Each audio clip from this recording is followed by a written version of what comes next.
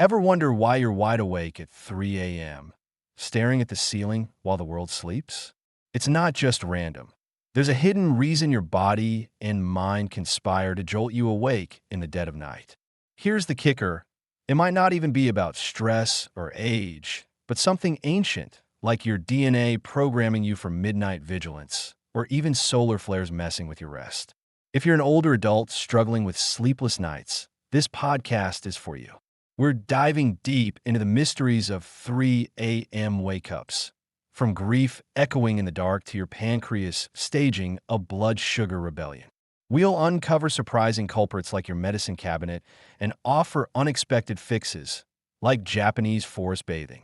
Stick with us to finally understand why sleep slips away and how to reclaim it. This isn't just about rest. It's about your health, your peace, and waking up feeling whole again. Be sure to read the last key recommendation. 1. Welcome to the 3 a.m. Club. Not the most exclusive, perhaps, but certainly one many of you know intimately. You know the drill. Eyes snap open, mind racing, and the digital clock glowing an accusatory 3 a.m.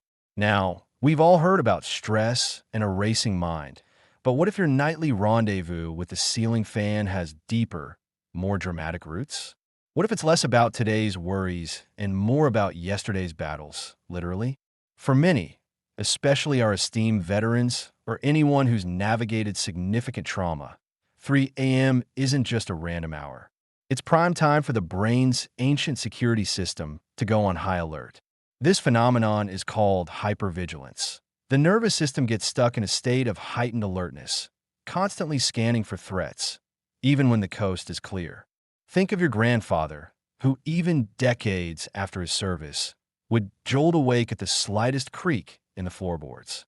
It wasn't just light sleeping. His body was still, in a way, on patrol.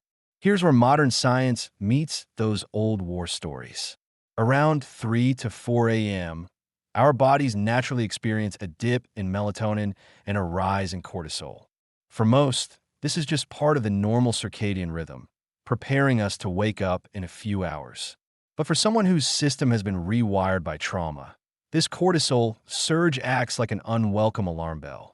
The body remembers that early morning hours were historically vulnerable, perhaps a time of ambushes in a conflict zone or the quiet before a life-altering accident. So that cortisol bump doesn't just gently nudge them towards wakefulness. It yanks them out of sleep with a jolt, heart pounding, mind instantly alert. Imagine a retired firefighter. For years, their sleep was punctuated by alarms signaling emergencies. Even in retirement's peace, that 3 a.m. cortisol rise triggers a phantom alarm, a physiological echo of those urgent calls to action. Or picture someone who survived a serious nighttime car accident. The sudden, terrifying awakening they experienced then becomes a learned response, their body replaying that alert status at the same hour, night after night, even if their conscious mind isn't actively reliving the event. This isn't about bad sleep habits. It's a deeply ingrained physiological response where past experiences have reshaped the body's natural rhythms, turning a normal hormonal shift into a nightly wake-up call. The brain, in its attempt to protect, keeps sounding an old, outdated alarm. Your internal security guard never got the memo that the war is over, the emergency has passed, and it's safe to sleep through the night. The cruel irony? The very system designed to keep you safe is now sabotaging the rest you desperately need to heal and recover. But understanding this mechanism is the first step toward retraining that overzealous internal sentry and finally getting the peaceful sleep you deserve. 2. Picture this. While you're lying there at 3 a.m., wondering why your body has suddenly decided to become an insomniac, there's an ancient system that says, we saw this coming centuries ago. Traditional Chinese medicine has been mapping these midnight wake-up calls like a cosmic GPS, and according to their organ clock, your liver is having its moment in the spotlight. Between 1 a.m. and 3 a.m., your liver is supposedly doing its heaviest lifting. Not just processing that glass of wine from dinner, but working through what TCM calls emotional toxins. Think of your liver as the body's ultimate multitasker. It's detoxifying, storing blood. And here's the kicker: processing all those feelings you've been stuffing down during the day. You know that coworker who made that passive-aggressive comment in the meeting? The one you smiled at while internally screaming? Your liver remembers. That frustration you swallowed when your adult child made another questionable life choice? Filed away in the liver's emotional filing cabinet. According to TCM, unexpressed anger, resentment, and frustration create what they call liver qi stagnation. Basically, your liver's energy highway gets backed up like rush hour traffic. When your liver hits its peak working hours and finds this emotional traffic jam, it sends out an SOS signal that jolts you awake. It's like your body smoke detector going off because someone burned toast, technically doing its job, but incredibly inconvenient timing. The fascinating part is how this differs from our previous discussion about trauma responses. This isn't about your nervous system being hijacked by past events. This is about daily emotional maintenance gone awry. It's the difference between a house fire and a clogged drain, both disruptive, but requiring completely different solutions. TCM offers some surprisingly simple fixes. There's an acupressure point called Liver 3, located in the webbing between your big toe and the second toe. Gentle pressure here for a few minutes before bed is said to help smooth out that liver qi traffic jam. Another helpful spot is pericardium 6, about 3 finger widths down from your wrist crease on the inner forearm. This one's particularly good for calming the mind when it's racing alongside your liver. But here's what's really interesting. Timing matters as much as emotions. Eating late dinners forces your liver to juggle digestion duties with its emotional processing work. It's like asking someone to file paperwork while cooking dinner. Possible, but not ideal. The liver prefers to focus on its cleanup duties without the distraction of breaking down that late-night snack. Consider Margaret, a retired teacher who prides herself on never losing her temper.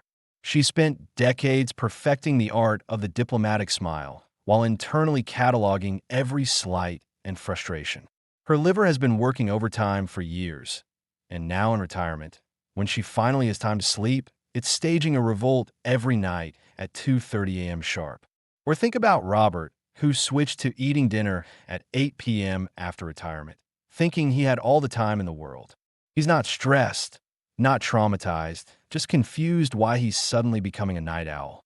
His liver is simply asking for better work-life balance. The beauty of this perspective is that it reframes those 3 a.m. wake-ups as communication rather than malfunction. Your body isn't broken. It's trying to tell you something about the emotional and physical load you're carrying. Sometimes the solution isn't a sleeping pill or a meditation app. Sometimes it's having that difficult conversation you've been avoiding or simply eating dinner 2 hours earlier. What's remarkable is how this ancient wisdom offers a completely different lens for understanding sleep disruption. While Western medicine might focus on neurotransmitters and sleep cycles, TCM looks at energy flow and emotional processing. Both can be right simultaneously.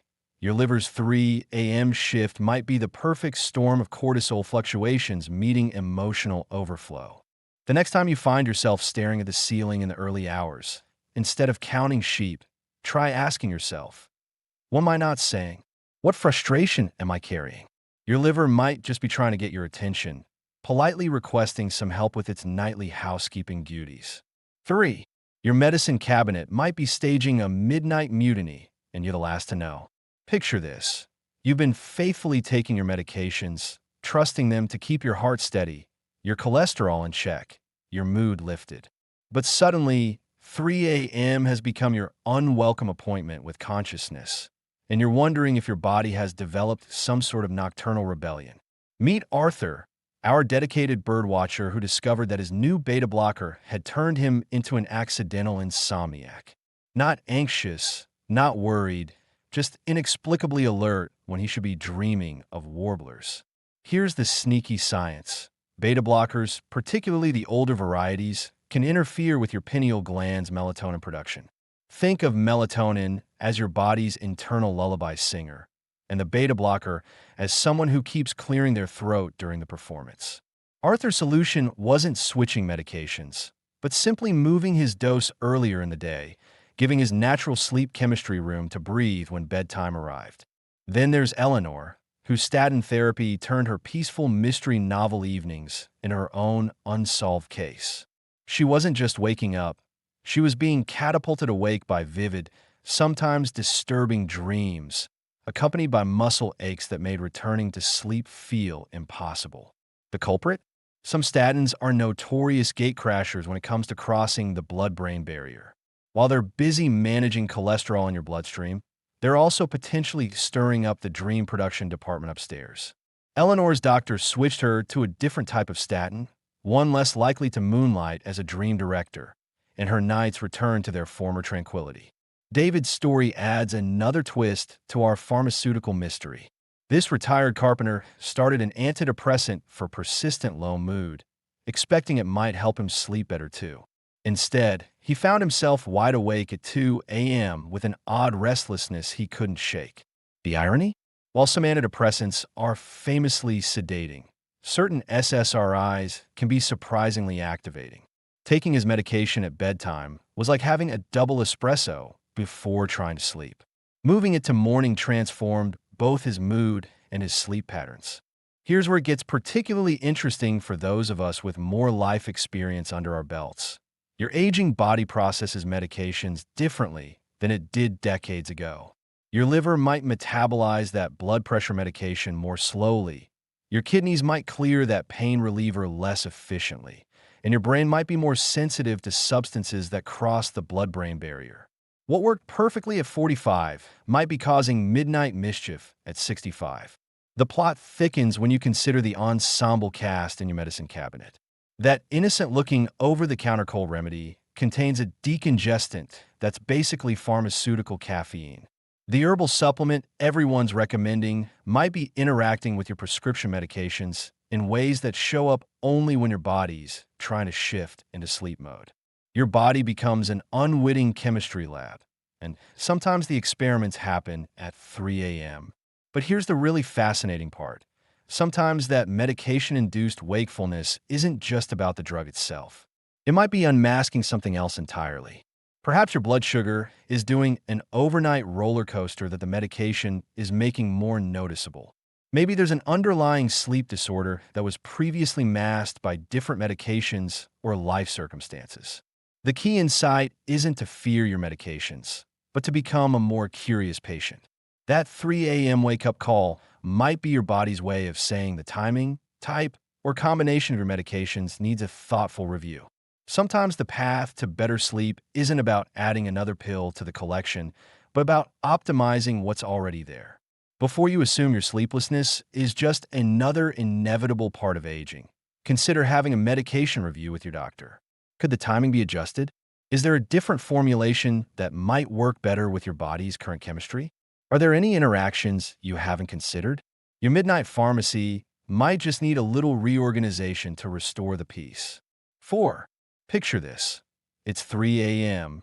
The world is wrapped in silence, and you're staring at the ceiling with that familiar flutter of unease in your chest. But this isn't your sympathetic nervous system firing off false alarms, nor is it your liver working overtime. This is what some call the grief hour, that specific, quiet time when unprocessed emotions of loss decide to take center stage. Loss here isn't just bereavement, though that's profound. It's the quiet ache of an empty nest, the disorienting shift of retirement after decades of purpose, or mourning a physical ability you once took for granted. Your brain, particularly during REM sleep, is working overtime trying to reconcile what was with what is. Consider Martha, whose husband George passed 2 years ago. For 50 years, his gentle snore was her nighttime soundtrack. Now at 3 a.m., the silence isn't just quiet, it's a screaming void. Her brain's emotional sorting office is trying to file away a lifetime of shared memories, but the George file is suddenly, irrevocably marked closed. This monumental task often spills over, jolting her awake with a profound sense of incompleteness. Then there's Carol, whose youngest just left for college. The house is tidy, too tidy. No more tripping over size 12 sneakers or finding empty milk cartons. She thought she'd relish the peace. Instead, 3 a.m. finds her with strange anxiety fluttering in her chest. Her brain is grappling with a shift in identity. Who is she if not mom in residence? Neuroscience offers fascinating insights here. During REM sleep, emotion processing regions like the amygdala and hippocampus are highly active, while the prefrontal cortex, our rational thinking cap, takes a back seat. This allows for fluid, sometimes raw processing of experiences. When grieving, the brain is essentially updating its internal map of the world, learning to navigate without a key landmark. This isn't a flaw, it's a feature. But sometimes this process is so intense, it breaches the threshold of sleep. Why 3 a.m. specifically? Cortisol levels naturally start rising around this time, preparing us for the day. If you're already emotionally vulnerable, this physiological nudge can push you into wakefulness right when your brain is deep in its emotional work. It's like someone turning the lights on during an intense dream. This isn't about fixing grief. Grief isn't a problem to be solved, but a process to be navigated. However, we can create conditions that make this nocturnal processing less disruptive. Small, intentional rituals can help. For Martha, it might be quietly looking at George's photo before bed, a conscious moment of acknowledgement rather than letting thoughts ambush her at 3 a.m. For Carol, perhaps journaling about her evolving identity provides an outlet. Think of it this way. Your brain is doing necessary emotional housekeeping. If you don't give it scheduled time during the day to sort through these powerful feelings, it'll commandeer the quietest, least offended hours of the night. It's not punishing you. It's trying to heal. It's a strange comfort to know that this grief hour is, in its own way, a testament to love, connection, and a life richly lived. The depth of sorrow often reflects the height of joy or significance of what was lost. If you find yourself awake in the deep quiet of night with loss as your companion, consider one small way to acknowledge that feeling, not to banish it, but to sit with it for a moment. Sometimes the most healing thing we can do is simply witness our own hearts doing their necessary work, even at 3 a.m. 5. That familiar 3 a.m. jolt, heart fluttering, a sense of unease, might not always be the echo of a worried mind. Sometimes the disturbance originates from an unexpected quarter, your pancreas, staging its own nocturnal rebellion through the body's intricate fuel management system. Picture your metabolism as a sophisticated thermostat, constantly adjusting to maintain perfect balance. When blood sugar drops too low during the night, a condition called nocturnal hypoglycemia, the body doesn't simply accept this quietly. Instead, it launches what amounts to an internal emergency response. The liver rapidly dumps stored glucose into your bloodstream, while stress hormones like adrenaline flood your system to mobilize every available energy source. The result? You're suddenly wide awake, possibly with a racing heart, wondering what invisible alarm just went off. Consider Margaret, a retired librarian who prided herself on light, sensible dinners. Her evening meal of vegetable soup and a small salad seemed perfectly healthy, but by 3 a.m., she'd find herself bolt upright, feeling shaky and anxious. What she didn't realize was that her well-intentioned light meal lacked the protein and healthy fats needed to sustain steady blood sugar through an 8-hour fast. Her body was essentially running on empty by the early morning hours. Then there's the opposite scenario, equally disruptive but for different reasons. Some people experience what's called the dawn phenomenon, where the body begins releasing glucose in preparation for waking up, but the timing goes haywire. Instead of this gentle energy boost occurring around 6 or 7 a.m., it happens at 3 or 4 a.m. Your internal systems essentially jump the gun, flooding you with wake-up energy hours before you actually need it. This becomes more common as we age because our insulin sensitivity naturally shifts and our circadian rhythms can become less precise. The pancreas, which has been faithfully managing blood sugar for decades, sometimes develops its own quirky schedule that doesn't quite align with your preferred sleep pattern. The solution isn't reaching for a candy bar before bed. That would create a sugar spike followed by an even more dramatic crash. Instead, think strategic. A small portion of almond butter on a single whole grain cracker provides the perfect combination: protein and healthy fat from the almonds, plus complex carbohydrates from the cracker, all working together to release energy slowly and steadily through the night. Other options include a few olives with a small cube of cheese, or even a hard-boiled egg if your stomach can handle it. The key is giving your pancreas just enough quality fuel to work with, preventing both the dramatic dips that trigger emergency responses and the overzealous early morning glucose dumps. What's particularly fascinating is how this metabolic dance affects different people differently. Some individuals are more sensitive to blood sugar fluctuations, while others seem to sail through the night regardless of what they ate for dinner. Age, genetics, overall health, and even stress levels all play a role in how your personal fuel management system operates. The timing matters too. Eating your strategic bedtime snack about 30 minutes before sleep gives your body time to begin processing it without causing immediate alertness from digestion. Think of it as setting up a slow-release energy system that keeps your metabolism humming quietly in the background while you sleep. If you suspect blood sugar fluctuations might be behind your 3 a.m. wake-ups, try keeping a simple log for a week. Know what you ate for dinner, any evening snacks, and how you felt when you woke up. Patterns often emerge that can guide you toward the right pre-sleep fuel strategy for your unique metabolism. Your midnight wake-up call might just be your body's way of asking for better fuel management. Sometimes the most sophisticated sleep solution comes down to something as simple as a thoughtfully chosen bedtime snack that works with your body's natural rhythms rather than against them. 6. You've hung up your work boots, waved goodbye to the daily grind, and embraced retirement's golden years. But what if this newfound freedom is playing havoc with your sleep in a way surprisingly similar to an astronaut floating in zero gravity?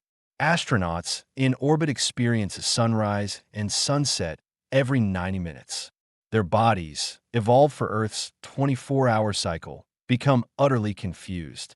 Without gravity's constant pull, there's no up or down, and machinery's constant hum replaces night's quiet. NASA enforces incredibly strict schedules for sleep, work, and light exposure, artificially recreating Earth's rhythm. Without these external cues, an astronaut's circadian rhythm would drift aimlessly like a spacecraft without mission control. Consider retirement's parallel reality. The rigid 9 to 5 structure, alarm clocks, commutes, fixed lunch breaks. All those time givers, or sight gabers as chronobiologists call them, vanish overnight. For decades, your body clock anchored itself to these routines. Now your internal mission control has lost its primary signal. You can wake when you want, eat when you fancy, nap if you feel like it.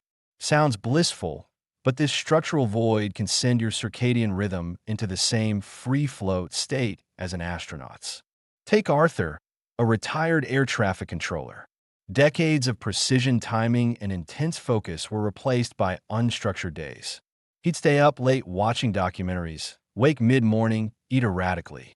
Soon, 3 a.m. awakenings mirrored the unease of his past stressful night shifts, despite his now stress-free life. His body, unmoored from temporal anchors, had lost its bearings entirely. The solution isn't living like you're on the International Space Station, but we can learn from another group that thrives on routine: the military. Military sleep protocols emphasize one crucial element: consistency. The freedom of retirement often needs disciplined structure to function optimally. Establish mission parameters for your day. A consistent wake-up time, even weekends, sends the strongest signal to your body clock. Regular meal times act as powerful temporal anchors. Schedule light physical activity, like walking, at roughly the same time daily, especially involving morning sunlight. Create a pre-sleep routine as methodical as an astronaut's shutdown sequence. This isn't just dimming lights. It's establishing a predictable sequence, signaling prepare for shutdown. Reading a physical book, listening to calming music, or light stretching, performed in the same order around the same time nightly, creates a gentle runway into sleep. One retired pilot found his sleep improved dramatically when he instituted a pre-flight checklist for bed. Check locks, set out tomorrow's clothes, read one chapter, lights out. Simple, but remarkably effective. The irony is that reintroducing gentle, self-imposed structure in retirement actually creates more freedom. Freedom from fatigue, restless nights, and dreaded 3 a.m. awakenings. It's not rigid control, but providing your body with predictable cues it still craves, much like astronauts relying on mission control to distinguish night in a world of perpetual sunrises. Your retirement sleep schedule should function like a well-planned space mission. Purposeful, consistent, and designed to keep you oriented rather than drifting aimlessly through the cosmos of unstructured time. What's one small, consistent anchor you could add to your day, starting tomorrow, to help tether your internal clock back to Earth? 7. Sleep apnea masquerades as the obvious culprit. Loud snoring that rattles windows. But its most insidious attacks happen during REM sleep's deepest phases, typically striking around 3 a.m. when your throat muscles surrender completely to autopnea. Picture your sleep architecture. As night progresses, REM stages lengthen and intensify. Your brain buzzes with dream activity while your body enters near paralysis, a safety mechanism preventing you from acting out Olympic-synchronized swimming fantasies. This muscle relaxation extends to throat tissues, and if your airway already runs narrow due to anatomy, weight distribution around the neck, or jaw structure, those slack muscles can collapse the breathing passage entirely. The sequence unfolds predictably. Breathing stops for 10 to 30 seconds. Oxygen levels plummet, adrenaline surges, and your brain hits the emergency alarm. You jolt awake, gasping, heart pounding, often with no memory of the breathing interruption.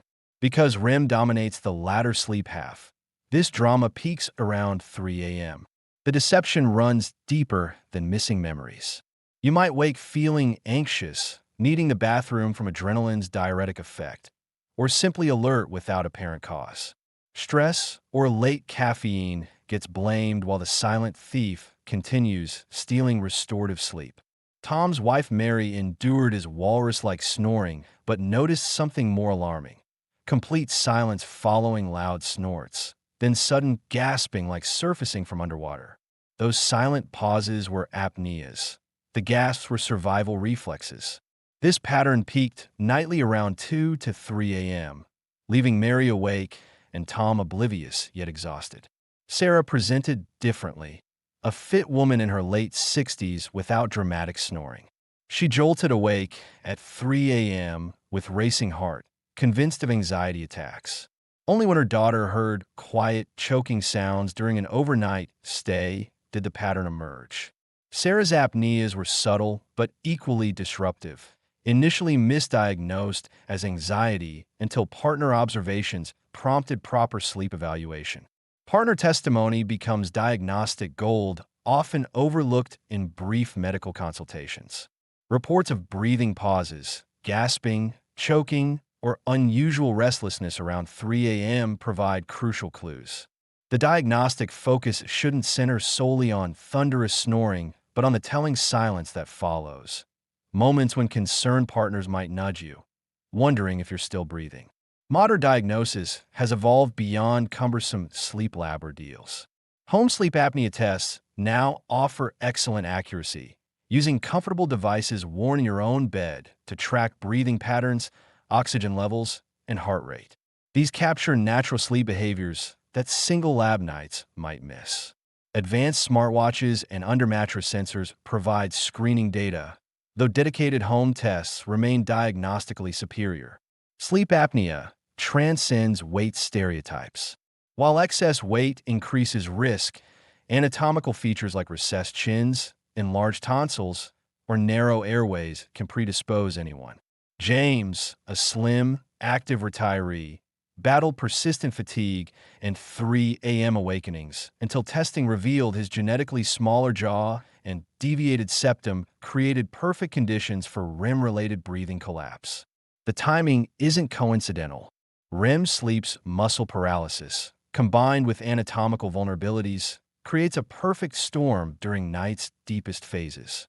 Your body's natural breathing rhythm falters precisely when restoration should peak, fragmenting sleep architecture and triggering stress responses that echo into the following day. Recognition requires detective work combining personal symptoms with partner observations. If 3 a.m. awakenings persist alongside snoring patterns, breathing irregularities, or unexplained anxiety episodes, the evidence points towards sleep disorder breathing. Modern testing makes diagnosis accessible and comfortable, offering pathways to reclaim those stolen hours of restorative sleep.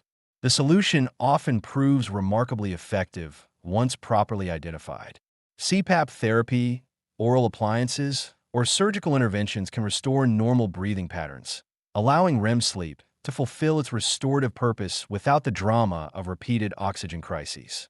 Those 3 a.m. awakenings transform from nightly battles into peaceful passages through complete sleep cycles. 8. That peculiar restlessness on certain nights might not be entirely in your head. When conventional sleep hygiene fails to explain persistent awakening, the invisible electromagnetic environment deserves consideration. Solar flares, those dramatic eruptions from our sun's surface, create geomagnetic storms that ripple through Earth's magnetic field, the same phenomenon that paints the aurora across polar skies. The human body operates as a surprisingly sophisticated electromagnetic system. The pineal gland, that rice grain-sized structure deep in your brain, produces melatonin in response to darkness, but appears sensitive to magnetic field fluctuations. Research suggests that geomagnetic disturbances can suppress melatonin production, particularly problematic for older adults whose hormone levels already decline naturally with age. Consider the case of Robert, a retired meteorologist who meticulously tracked his sleep patterns alongside space weather data. During periods of high solar activity, his sleep fragmentation increased dramatically. What began as curiosity evolved into a clear correlation. Geomagnetic storms preceded his worst nights by 12 to 24 hours. His decades of studying atmospheric phenomena had prepared him to recognize patterns others might dismiss as coincidence. Cryptochromes, specialized proteins in human retinal cells, function as biological magnetometers.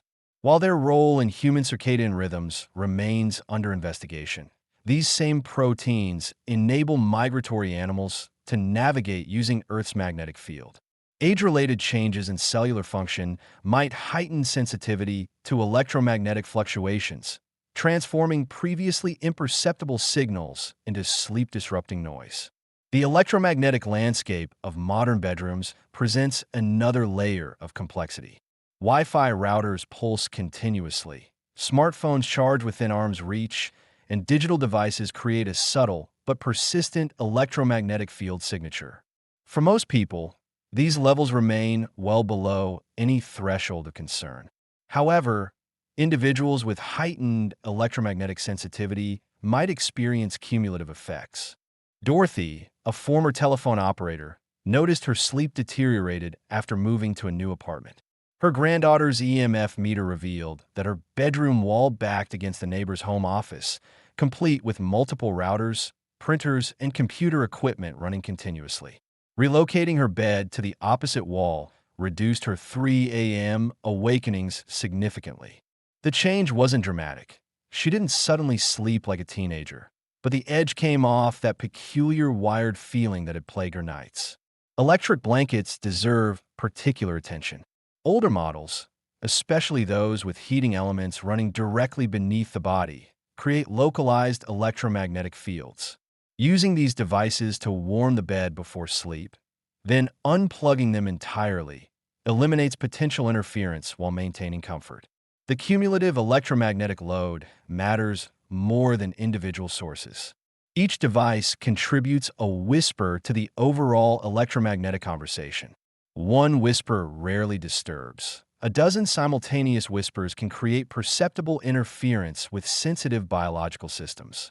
Practical electromagnetic hygiene involves strategic reduction rather than complete elimination.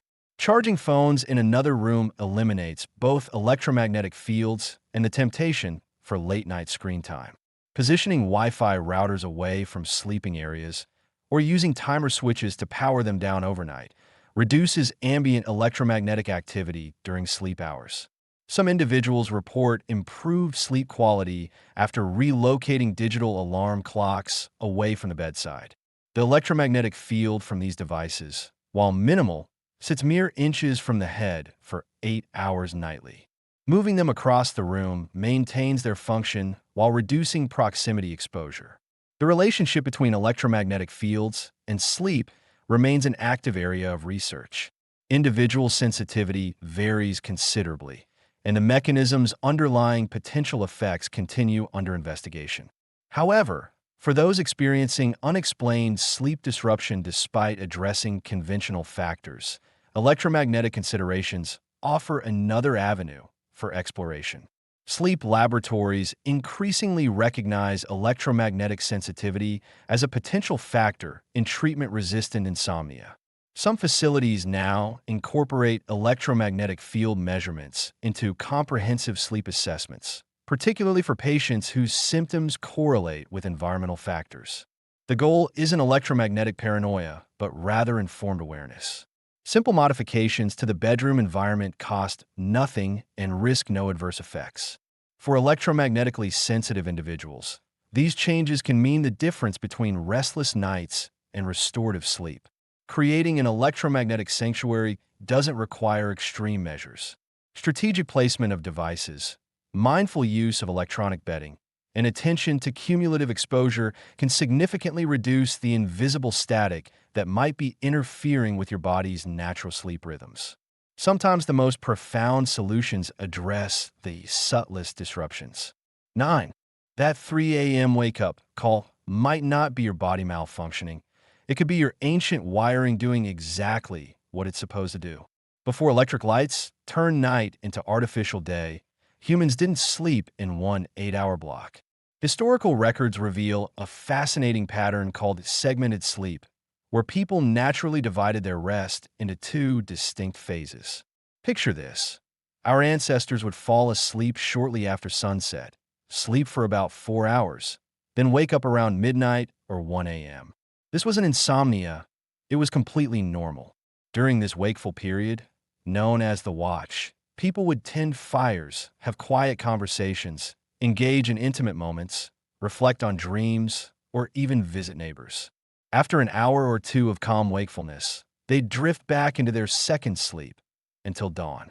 From an evolutionary perspective, this makes perfect sense. Having some members of a group naturally alert during the night provided a survival advantage, someone to notice dying fires, approaching predators, or other threats. This sentinel sleep pattern may still be hardwired into our biology. Sarah, a retired teacher, spent years fighting her 2 a.m. awakenings with frustration and anxiety. Once she learned about segmented sleep, she changed her approach entirely. Instead of tossing and turning, she'd get up, make herbal tea, read quietly in dim light for an hour, then return to bed. The anxiety vanished because she reframed the experience from disorder to natural rhythm. Arthur, a history enthusiast, discovered his most creative ideas for local history projects emerged during these quiet pre-dawn hours. Rather than viewing this as lost sleep, he began seeing it as bonus contemplation time, a throwback to when night offered unique space for reflection, free from daytime distractions. The Industrial Revolution disrupted these ancient patterns. Artificial lighting extended productive hours, creating pressure for consolidated sleep to maximize daytime efficiency. That natural first sleep, wakeful interlude, and second sleep sequence got compressed into our modern expectation of uninterrupted slumber.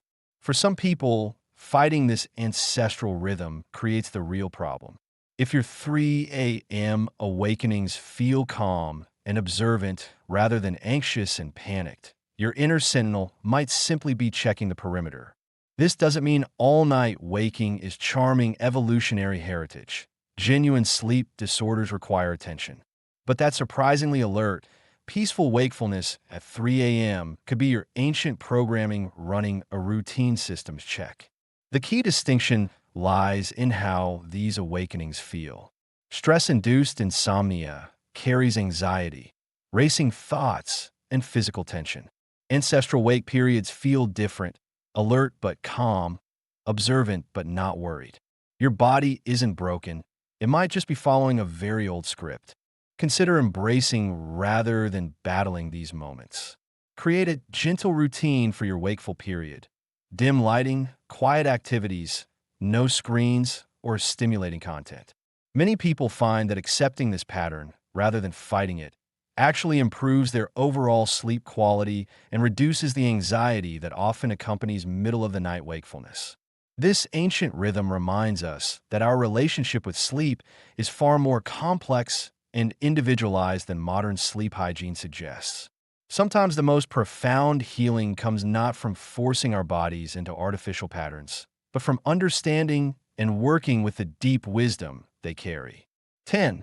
If you've mastered the basics of sleep hygiene, yet still find yourself wide-eyed when you should be dreaming, it's time to explore some unconventional approaches borrowed from cultures known for exceptional longevity and well-being.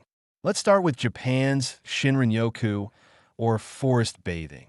And no, this doesn't involve hauling a bathtub into the woods.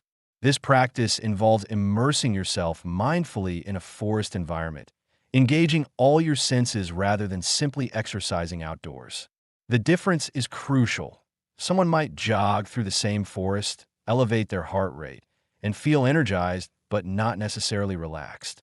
In contrast, practicing Shinrin-yoku means deliberately noticing the scent of pine needles, feeling the texture of bark, listening to rustling leaves, and watching light filter through branches. The science behind this is fascinating.